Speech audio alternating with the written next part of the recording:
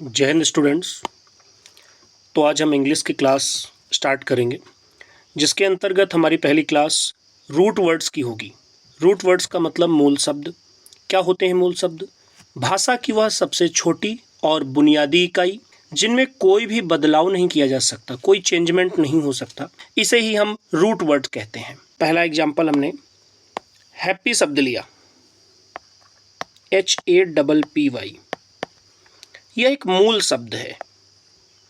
अगर इसके पहले हम कोई शब्द यहाँ पे जोड़ देंगे तो उसे प्रीफिक्स कहा जाता है। प्रीफिक्स का मतलब उपसर्ग होता है। अब अगर इसके बाद में लास्ट में कोई यहाँ पर शब्द ऐड किया जाता है, यहाँ इस जगह, तो उसे प्रत्यय कहते हैं हिंदी में, और इंग्लिश में सफिक्स कहते हैं। तो इन्हीं को आधार मान के सबसे पहले हम एक दो एग्जाम्पल्स की बात करेंगे। ये सभी नकारात्मक भाव प्रदर्शित करने वाले उपसर्ग होते हैं। इनका मतलब होता है नहीं, या तो इनका मतलब होता है बिना। उदाहरण की भी बात करेंगे। आई एम का मतलब नहीं होता है। प्योर मतलब शुद्ध। इम्प्योर का मतलब जो शुद्ध नहीं हो अर्थात अशुद्ध हो, उसे इम्प्योर कहते हैं। मोर्टल का मतलब मरणशील, जैसे मनुष्य जो एक दिन मर जाएगा उसे मोर्टल कहते हैं। इसके पहले आई एम जोड़ दिया हमने। इमोर्टल अर्थात जो कभी ना मरे, अमर, उसे इमोर्टल कहते हैं। एबल का मतलब होता है योग्य, काबिल। अब इसके पहले हमने अन जोड़ दिया, अनएबल। इसका मतलब जो योग्य ना हो अर्थात अयोग्य। तो अब आपकी किताब का पहला जो रूट वर्ड है उसकी बात करते हैं। किताब का जो पहला रूट वर्ड है उसका नाम है ए या फिर एन, जिसकी हम चर्चा भी कर ही चुके हैं कि ए या फिर एन का मतलब होता है नहीं। अब हम पहले शब्द की बात करेंगे जो रूट वर्ड पर आधारित है, जिसका नाम है ए बायोजेनेसिस। ए बायो का मतलब होता है निर्जीव, जेन का मतलब होता है उत्पन्न होने वाला। निर्जीव चीज से उत्पन्न होने वाले को ए बायोजेनेसिस कहते हैं। सेकंड नंबर जो लिखा हुआ है, ये लिखा हुआ है ए बायोटिक। जैसा कि अभी हमने आपको बता दिया है, कभी भी आपको ए दिख जाए और BIO दिख जाए, इसका मतलब होता है निर्जीव। TIC एक एडजेक्टिव है जो विशेषता बताने के लिए लगा हुआ है।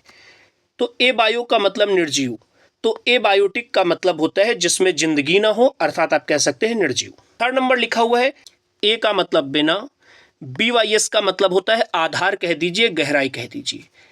ए मतलब बिना, BYS का मतलब आधार, आधारहीन या फिर बहुत बुरा, दोनों इसके अर्थ होते हैं। फोर्थ नंबर मीनिंग सेम है भाई। फिफ्थ नंबर मीनिंग लिखी है ए कॉर्पस। ए का मतलब बार बार हम आपको बता रहे हैं कि ए का मतलब होता है बिना, ठीक। कार्प, CARP, कार्प का मतलब होता है फल देना। ए कार्प का मतलब होता है ए मिस नहीं, कार्प माने फल देने वाला। ए कॉर्पस का मतलब फल ना देने वाला, अनउपजाऊ। मीनिंग नंबर 6 लिखी हुई है इसमें एसेंट्रिक। ए का मतलब होता है बिना, सेंटर का मतलब होता है केंद्र, बिना केंद्र का। 7 नंबर मीनिंग लिखी हुई असेफलस। इसको प्रोनाउंसिएशन देखेंगे, असेफलस। आ मीन्स बिना, सेफल का मतलब होता है हेड, हेड का मतलब मुखिया, अर्थात एक ऐसा समूह जहां पर मुखिया ही ना हो, एक ऐसा ग्रुप जहां पर लीडर ही ना हो, ऐसे ग्रुप को कहेंगे एसेफलस, नेतृत्वविहीन। मीनिंग नंबर 8 लिखी है एक्रोमैटिक। याद रखेंगे, क्रोम का मतलब होता है कलर, ए का मतलब बिना, तो बिना कलर का, बिना रंग का, जो बिना रंग का अर्थात कह सकते हैं रंगहीन या फिर बेरंग। Meaning number 9 acyclic. साइक्लिक का मतलब होता है चक्र, असाइक्लिक का मतलब होता है अचक्रीय। जिस मीनिंग नंबर 10 की बात करेंगे, 10वीं मीनिंग की बात करेंगे। लिखा हुआ है एग्नोजिया। इसको एग्नोसिया नहीं कहेंगे, पहली चीज तो याद रखेंगे, इसको बोलते हैं एग्नोजिया। एग्नोजिया, ए मीन्स बिना, ग्नोस का मतलब होता है नॉलेज, तो होता ही मतलब इसका एक और मतलब होता है पहचानना।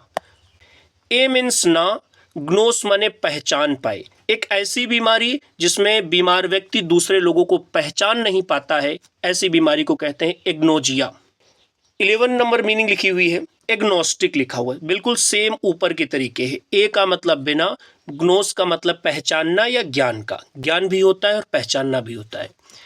ए मीन्स ना, ग्नोस का मतलब ज्ञान हो, अर्थात जिसके विषय में ज्ञान न प्राप्त किया जा सके, जिसको जाना न जा सके, अर्थात अज्ञेय। मीनिंग नंबर 12 लिखी हुई है, एगोनिक। एगोनिक लिखा, याद रखेंगे, बहुत आसान है, GON।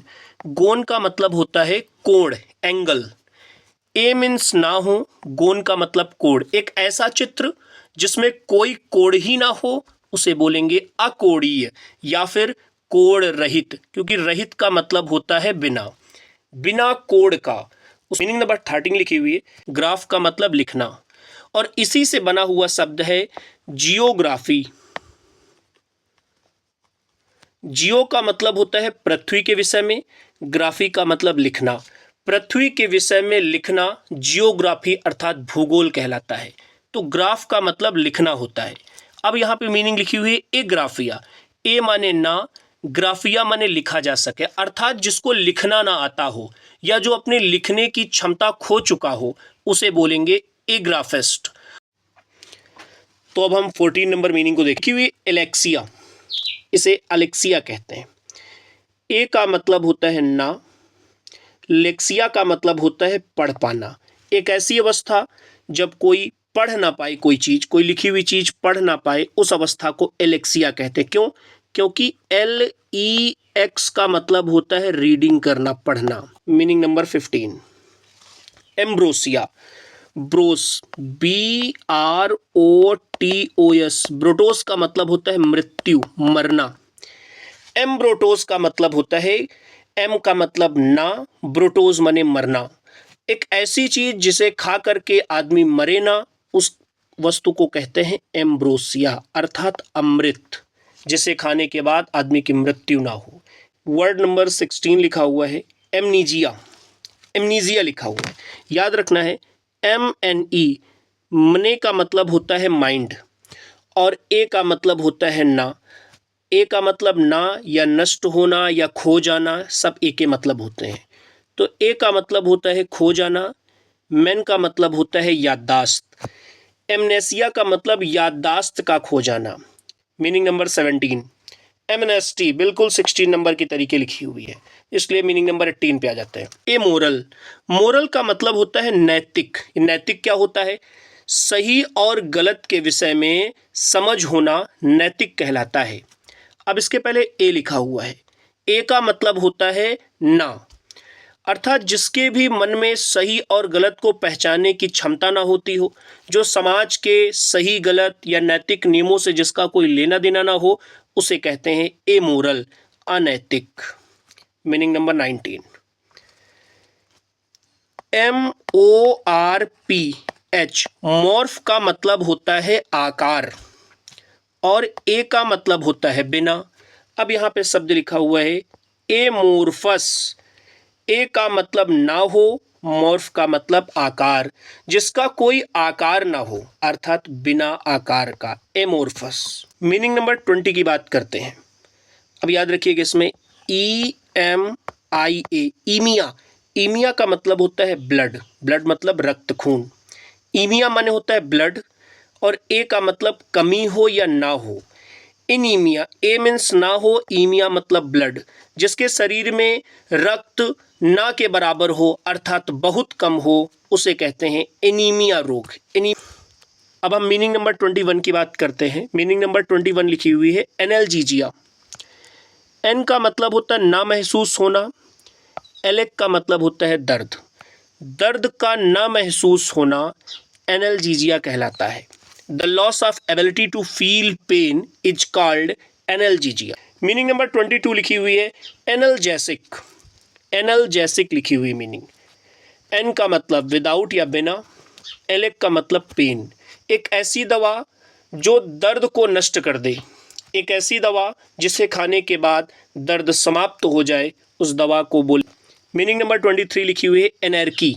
इसको एनर्जी नहीं बोलते हैं, एनर्की बोलते हैं। एन का मतलब बिना, एर्क का मतलब होता है रूल अर्थात नियम, जहाँ पर कोई नियम कानून ना हो, अर्थात अराजकता।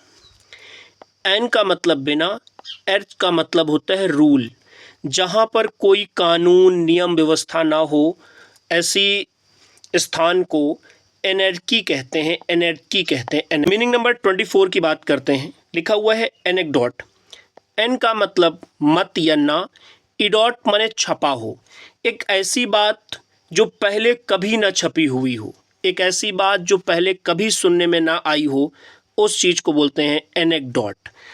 मीनिंग नंबर 25 और आज की लास्ट मीनिंग लिखा हुआ है एनोनिम। एनोनिम लिखा हुआ है। एनो का मतलब होता है बिना, नाइम का मतलब नाम, बिना नाम वाला, अर्थात अज्ञात नाम, जिसका कोई नाम ना हो उसे एनोनाइम कहते हैं। इसके बाद की जो मीनिंग है 25 से लेकर के 50 तक, वो हम अगले क्लास में करेंगे। Thank you.